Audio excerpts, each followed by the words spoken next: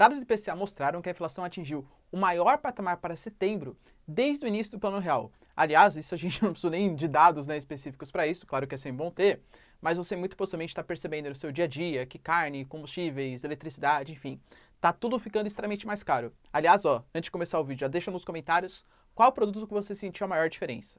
Mas por que será que isso está acontecendo? E por que será que está aumentando tanto o preço das coisas assim no Brasil? E, aliás, esse aumento de preços pode estar colocando o Brasil de novo sob o risco da chamada estagflação. Professor, o que é uma estagflação? Se você quer entender um pouco mais sobre esse assunto, e muito mais sobre geografia, geopolítica, atualidades, polêmicas, notícias, enfim, tudo para você se manter sempre bem atualizado, já se inscreve no canal, deixa seu like e compartilha esse vídeo, que eu, professor Ricardo, conto muito com a sua ajuda. Belezinha? Tamo junto? Então bora lá pro vídeo. Bom, galera, como eu falei para vocês, né, só de maneira bem rapidinho, o que seria a inflação? A inflação é a desvalorização do valor da sua moeda, principalmente frente ao nosso lastro, que é o dólar, e, consequentemente, se a sua moeda vale cada vez menos, você precisa de mais moeda para trocar pelos produtos que você quer, por um arroz, um feijão, um litro de gasolina, sei lá o que mais. Ou seja, é a desvalorização do preço da sua moeda e o encarecimento dos produtos de maneira geral. É uma causa e uma consequência, né? E por que isso vem acontecendo no Brasil? Na verdade, existem vários fatores que, em conjugado, eles causam essa perda de poder de compra que a gente tem. Cara, se você, por exemplo, no comecinho do ano, você tinha um salário, sei lá, 5 mil reais, você tinha um determinado poder de compra. Hoje, que a gente já está em outubro, vai ser um poder de compra que é muito menor, tá? Isso é a inflação, você vai perdendo, vai corroendo o seu poder de compra. O real, que é uma moeda, assim, de um país emergente, que não gera muita credibilidade pelos investidores e tal, já tem a característica de ir perdendo valor. Se vocês compararem, por exemplo, tem o chamado índice Kinder Ovo, né? O quanto custava um Kinder Ovo, por exemplo, na década de 90, início do Plano Real, e quanto custa o Kinder Ovo hoje, você consegue perceber a diferença. Eu lembro, galera, eu nasci em 1990, né, exatamente. Eu lembro quando eu era pequeno, por exemplo, eu morava eu, meu irmão, minha mãe e meu pai, uma família, né, de 4 pessoas, e, sei lá, fazia compra assim com 2 carrinhos e não chegava a gastar nem 300, 400 reais. Isso já era meu Deus, nossa, o cara custou 400 reais no mercado. Hoje em dia, galera, obviamente depende muito da condição de cada um, mas 400 reais, às vezes, sei lá, tem família com 4 pessoas que isso não dá nem uma semana, percebe, para fazer uma compra de mês. Então hoje com 100 reais você compra praticamente nada no mercado, tá? Eu vi quilo de carne moída de primeira, por exemplo, tá o quê? 50, 60 reais, depende muito da onde que a gente está falando, né, regionalmente falando. E por que isso vem acontecendo, essa desvalorização? Professor, claramente é um problema internacional. A gente está vendo que isso vem acontecendo nos Estados Unidos, na Europa, etc. E, galera, de fato, isso sim é um problema internacional. A inflação ela vem atingindo o mundo inteiro, Estados Unidos e tal. Mas a gente não pode deixar se enganar. Apesar de estar acontecendo no mundo inteiro, ela atinge com intensidades diferentes no mundo inteiro. Por exemplo, vou colocar para vocês os dados do Brasil comparado com o G20, que são as 20 maiores economias do mundo, para vocês perceberem. Se a gente pega, por exemplo, o preço do real em relação a outras moedas, em relação ao dólar, o real foi uma das moedas que mais perdeu valor em 2020 e 2021. Ou seja, a inflação atinge o mundo inteiro? Claro, com toda certeza. Mas a dificuldade de recuperação econômica e o aumento do preço, ele é muito mais intensificado no Brasil do que em outros países. E é justamente isso que eu quero falar para vocês. Excetuando as questões internacionais, por que o Brasil está tão mal assim e se a gente vai conseguir, de fato, recuperar a nossa economia? O primeiro motivo que eu posso falar para vocês mais claro assim é a questão da taxa de juros. O Brasil, ele forçosamente, e de algumas pessoas que eram corretas, outras não, aí o presidente do Banco Central que tem que admitir isso, ele forçosamente, ele reduziu a taxa de juros, a nossa taxa Selic. Quando a nossa taxa Selic ela fica mais barato para você pegar crédito, financiamento, etc. Então as pessoas passam a comprar mais. Se as pessoas passam a comprar mais, pegam mais crédito, naturalmente a moeda vale cada vez menos, uma desvalorização do real. Então você incentiva a economia, mas você acaba desvalorizando a sua moeda. Tem mais crédito, mais papel moeda em circulação. Além do que, a taxa Selic ela é importante porque ela também serve como parâmetro para investimentos em renda fixa. Quando você reduz a taxa Selic, Tesouro Selic, Tesouro IPCA, IPCA tem mais a ver com a inflação, né? Mas a poupança, enfim, outros, LCI, LCA, outros investimentos em renda fixa, eles rendem cada vez menos. Então, naturalmente, o Brasil, como um país emergente que não tem tanta credibilidade, pô, se a taxa de juros do Brasil está baixa, não vai me pagar muito, e a taxa de juros dos Estados Unidos também está baixa, mas é um país que tem muito menos chance de dar errado, de quebrar, os investidores passam a investir nos países desenvolvidos. Então, a queda da taxa Selic, numa das mínimas históricas aqui para a história do Brasil, forçosamente, isso causou uma queda da entrada dos dólares, o que leva a essa desvalorização e ao nosso segundo motivo, que é justamente a queda do preço do real, o aumento do preço do dólar. O Brasil é um país que não está se mostrando atrativo para investimentos estrangeiros. E aí, tanto pela taxa de juros, o Brasil não é mais um país do rentismo, né, da renda fixa, como, por exemplo, já foi em tempos passados, mas em compensação, a gente também tem dificuldade para atrair porque as nossas empresas não têm muita credibilidade, porque o Brasil, por exemplo, não tem uma segurança jurídica muito bem estabelecida, porque o Brasil tem brigas políticas, o Bolsonaro brigando com o Judiciário brigando com o Congresso, é o Congresso que não aprova reforma nenhuma, o Bolsonaro fala que vai mandar reforma administrativa, não manda nada, e quando manda uma proposta que só mexe com os baixos cargos do funcionalismo público, a elite no funcionalismo público, não vai ter nada mexido, percebe? Então esse caos político, essa briga política, essa instabilidade, vai ter golpe, não vai, etc. Isso mexe, galera. Pô, os investidores estrangeiros, eles olham, uma das coisas que eles olham é o nível de estabilidade política que o país tem. E o Brasil, com certeza, é um país que não oferece essa estabilidade. Além do que, a gente pode falar das ações políticas de desrespeito às minorias, comunidades indígenas, quilombolas, desmatamento. O capital verde, esse capital social, ele também é bastante importante. Professor, mas eu acho que a narrativa da imprensa... Não interessa.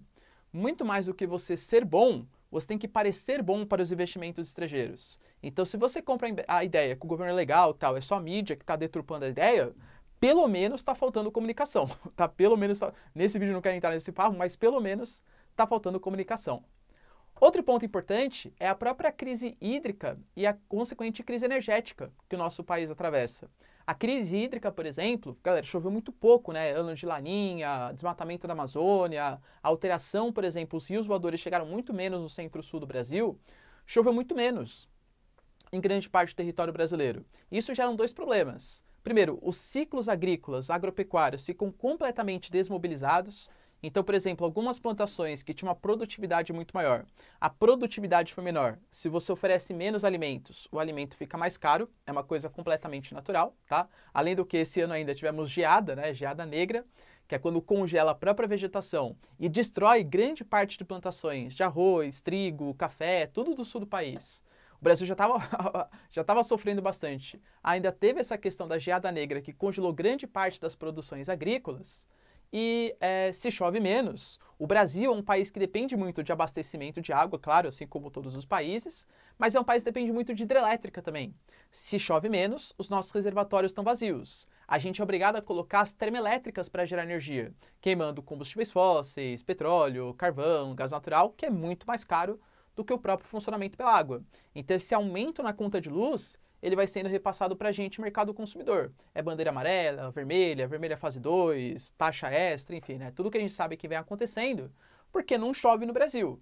E, obviamente, tudo depende de energia. Agricultura, indústria, serviços, residência. Então, consequentemente, tudo vai sendo repassado para o preço. O preço ficar cada vez mais caro é a desvalorização da nossa moeda. Além de tudo, o outro motivo que a gente pode colocar é a própria questão externa mesmo, o preço dos combustíveis. Cara, o petróleo está batendo recordes internacionais. Então, se não me engano, tá 81 dólares o barril, né? Assim, um valor astronômico, gigantesco. A OPEP, Organização dos Países Exportadores de Petróleo, produzindo menos petróleo para elevar o preço, aumentar a sua margem de lucro.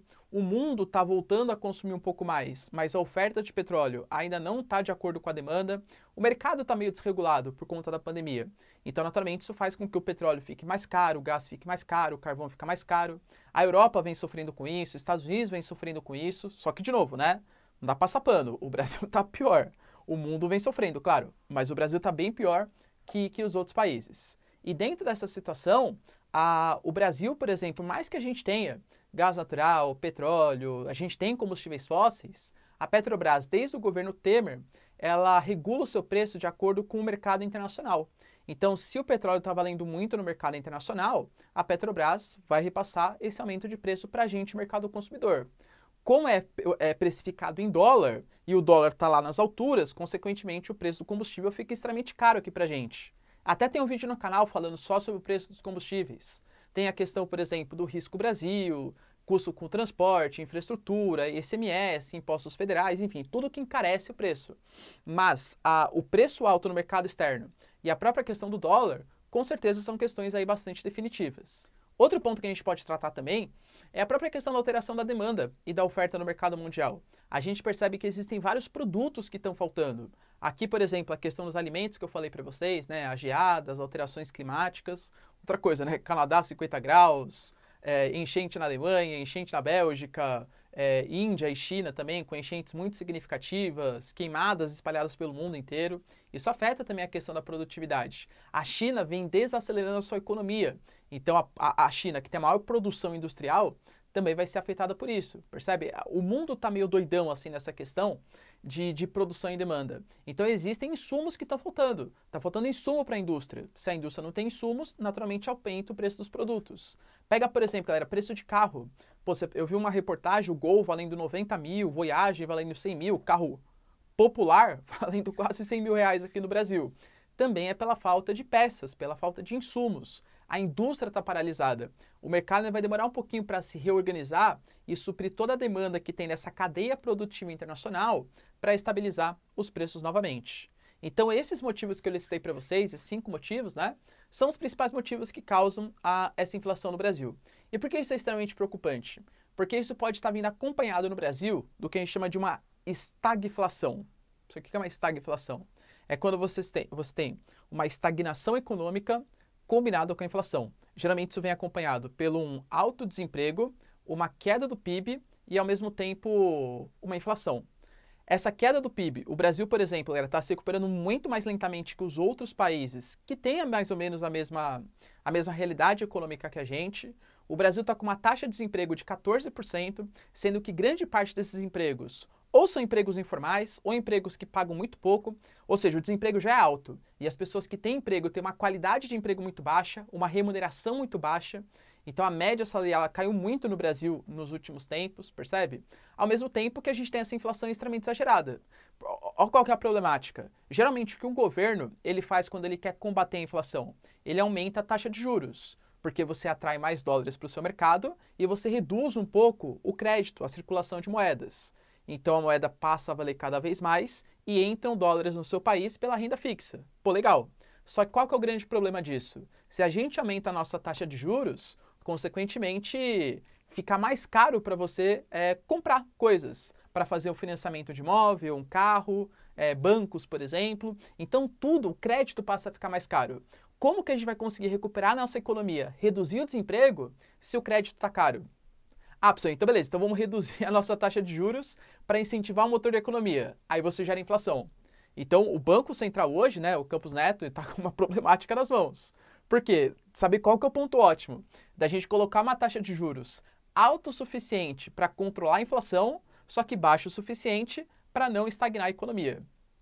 Difícil, hein, galera? E você, qual que é a sua proposta para combater essa inflação? Acha que é uma coisa natural? Acha que o Brasil está no pior dos momentos? Deixa aí a sua proposta, quero saber o que você pensa.